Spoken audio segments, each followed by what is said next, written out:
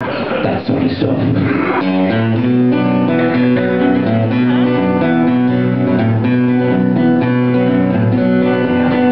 To the town back of Free Road, a stranger one fine day.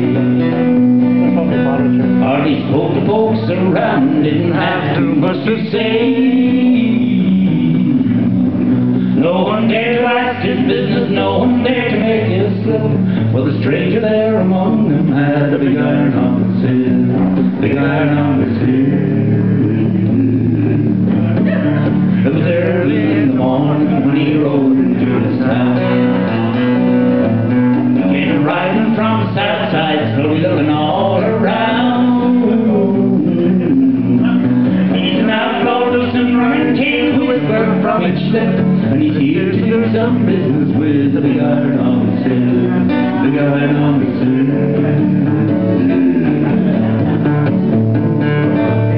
And in this town lived an outlaw by the name of Texas Red. Many men had tried to take him, and that many men were dead. He was vicious and a killer, oh, he was 24, and the notches on his pistol numbered 119 more, 119 more. Well, the stranger started talking, made it plain to folks around. He was an Arizona ranger, wouldn't be too long in town. He come here taking outlaw, maybe alive or maybe dead, and he said it didn't matter, he was after Texas Red, Texas Red.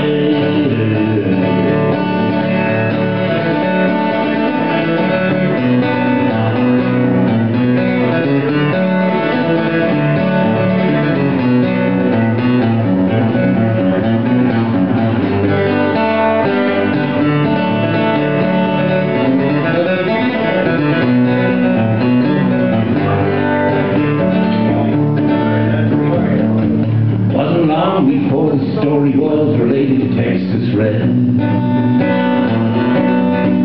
but the outlaw didn't worry men that tried before were dead. Why, 20 men had tried to take him, 20 men had made a slip. 21 would be the ranger with the big iron on his head, big iron on his head.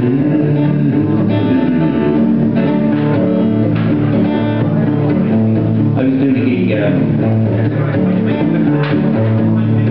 it's about 10 years ago now, in this church in Hollywood. And that's not Hollywood, California, it's Hollywood in Wicklow.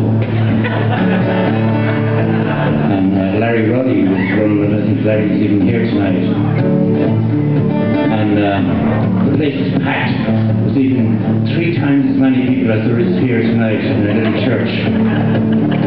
And at this particular point in the song, I forgot the words.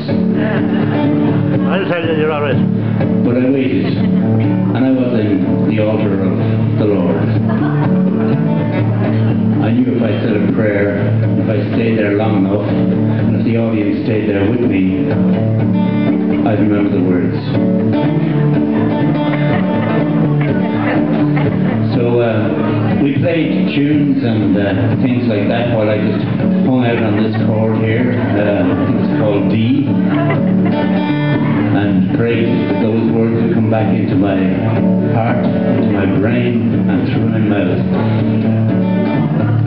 While I was doing that, one of the big triggers that led me to remember the words on that night was there was a man sitting in front of me, and he had black hair and a very handsome looking man, and I was just kind of giving it all that, come on, pray people that I will remember these words. And the next thing I noticed who it was in the front row, sitting there looking up at me and he was saying, is this method acting or what? And it wasn't though. I was in real trouble. And the man's name was Daniel Day-Lewis. And at that point of recognition, I remembered the words. Oh, the morning passed so quickly, it was time for them to meet. It was 20 past 11 when they walked out in the street. forget what this song's about in the first place. So watching from each window, everybody held their breath. When they knew this handsome ranger was about to meet his death, about to meet his death. It's 40 feet between them when they stopped to make their play. And the swiftness of the ranger is still talked about today. Like Texas red and not clear level for a bullet fairly ripped. The ranger lay was deadly with the big iron on his head, big iron on his head.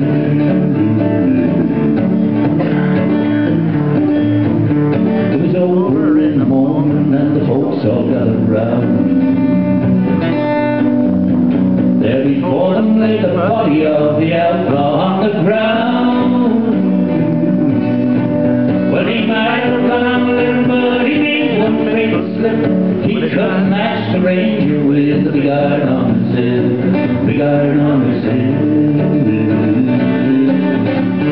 Big iron, big iron. He couldn't match the ranger with the big iron on his head, big iron on his head. Big iron, big iron. He couldn't match the ranger with the big iron on his head, big iron on his head.